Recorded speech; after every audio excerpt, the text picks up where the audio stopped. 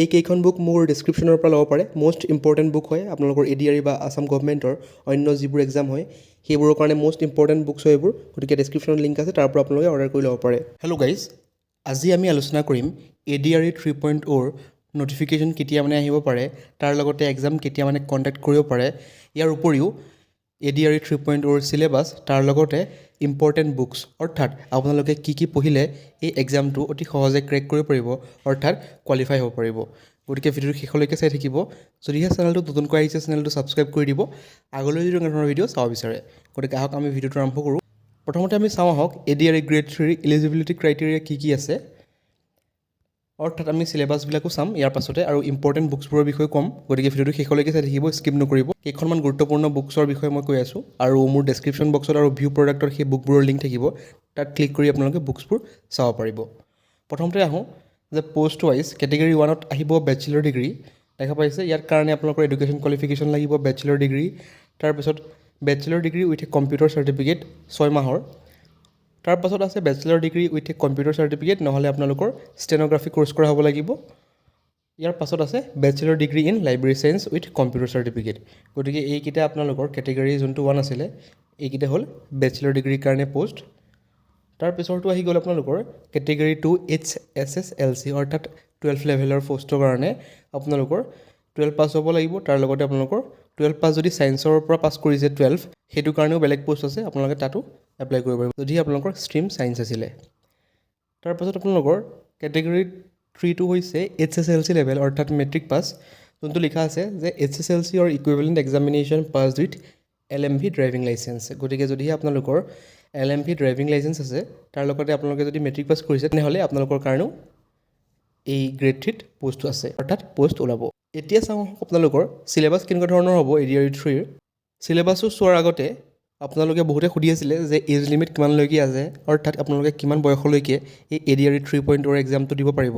গতিকে চাব পাৰিছে, the candidate applying for SLRC Assam grade 3 should be 18 to 40 years, অৰ্থাৎ যদি আপোনালোকৰ 18 বছৰ হৈছে আৰু আপোনালোকৰ বয়স 40 বছৰতকৈ কম বা 40 বছৰ, তেনেহ'লে আপোনালোকে এই গ্ৰেড 3 এক্সামত এপ্লাই কৰিব পাৰিব। আৰু ঠিক তেনেদৰে যিবোৰ ৰিলেক্সেশ্যন থাকে ষ্টেট গভৰ্ণমেণ্টৰ, সেইবোৰ ৰিলেক্সেশ্যন আপোনালোকৰ থাকিবই।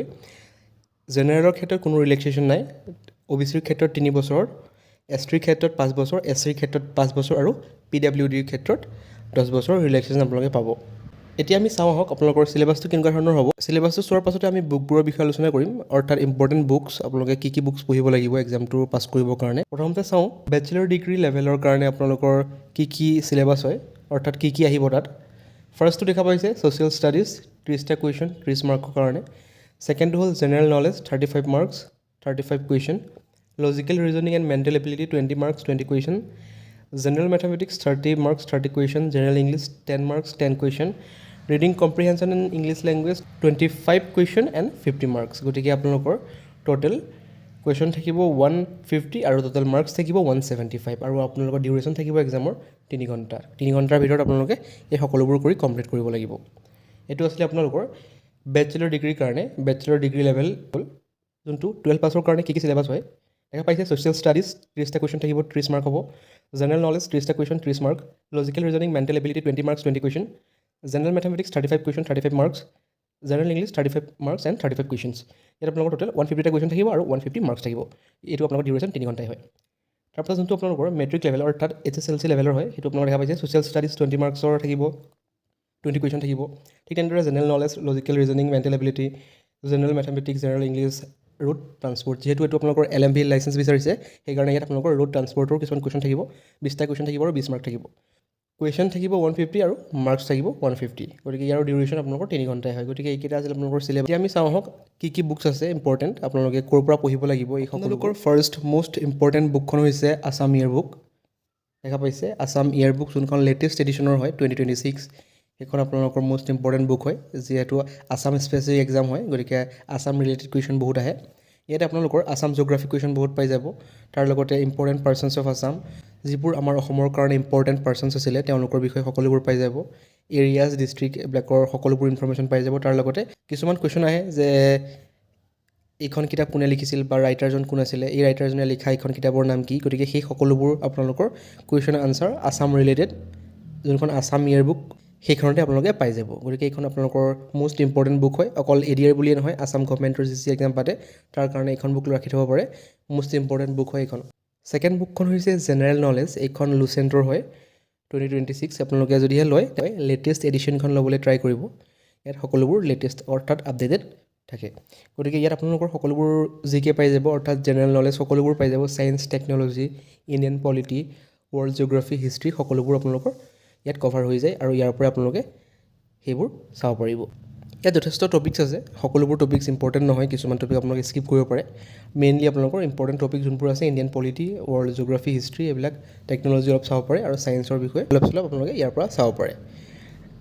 এইখনৰ সৈতে ছেইম আৰু এখন আছে আপোনালোকৰ যোনখন আৰিহাণ্ট বুলি কয়, এইখনো আপোনালোকৰ বেষ্ট বুক হয় জেনেৰেল নলেজৰ কাৰণে।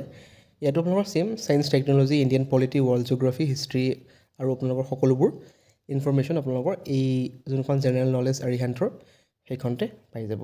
মোৰ ডেছক্ৰিপশ্যন বক্সত আৰু ৰিভিউ প্ৰডাক্টত সকলোবোৰ বুকছৰ লিংক দিয়া থাকিব ডিছকাউণ্টেড প্ৰাইচত, আপোনালোকে তাত ক্লিক কৰি নিজৰ কাৰণে অৰ্ডাৰ কৰি ল'ব পাৰে। তাৰপিছত নেক্সট বুকখন হৈছে আপোনালোকৰ ষ্টেটিক জিকে, যিহেতু যথেষ্ট কুৱেশ্যন অহা দেখা যায়, গতিকে ষ্টেটিক জিকেৰ বুক এখন ৰাখি থ'ব পাৰে। ইয়াত আপোনালোকৰ টপিকবোৰ দেখা পাইছে যে Indian history, geography, Indian world, Indian polity, Indian ইকনমিৰ বিষয়ে ইয়াত যথেষ্ট পাই যাব আৰু science and technology, art and culture, defence, awards and honours, international sports, miscellaneous. গতিকে সকলোবোৰ যোনবোৰ জিকে অৰ্থাৎ সকলোবোৰ ইম্পৰ্টেণ্ট টপিকছৰ ওপৰত জেনেৰেল নলেজ আপোনালোকে এই বুকবিলাকত পাই যাব। এইখন হ'ল ব্ৰহ্মাস্ত্ৰ ষ্টেটিক জিকে, যথেষ্ট ভাল কিতাপ এইখন, আপোনালোকে ল'ব পাৰে।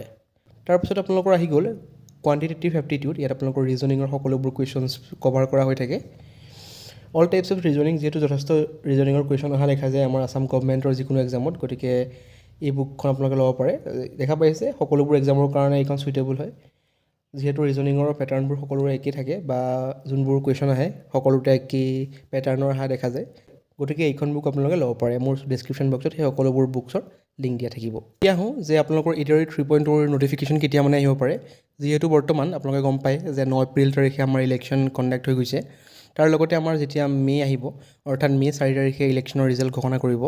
যদিহে BJP জিকে তেনেহ'লে আপোনালোকৰ ADR নটিফিকেশ্যন ছেপ্টেম্বৰ অক্টোবৰ মানত আপোনালোকৰ আহি যাব। তাৰপাছত যিহেতু অলপ সময় দিয়ে পঢ়িবৰ কাৰণে বা এপ্লাই কৰিবৰ কাৰণে যথেষ্ট সময় দিয়ে হাতত, গতিকে আপোনালোকে 2027ৰ মিড মানত আপোনালোকৰ এক্সামটো হ'ব পাৰে।